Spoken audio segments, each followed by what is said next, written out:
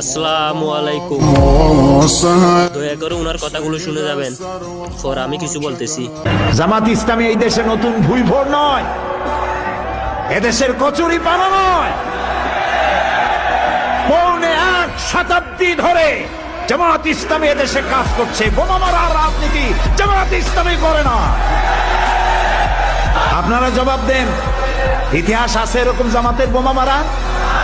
এদেশের এমন কোন গণতান্ত্রিক আন্দোলন নাই, সেই পাকিস্তান থেকে শুরু করে এই পর্যন্ত প্রত্যেকটি গণতান্ত্রিক আন্দোলনের নেতৃত্ব দিয়েছে জামাত ইসলামী।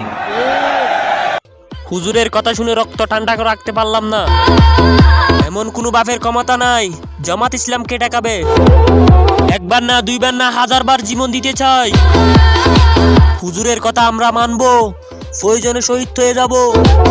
বিড়ালের মতো 500 বছর বেঁচে থেকে লাভ নাই, সিংহের মতো 1 ঘন্টা বাঁচতে চাই।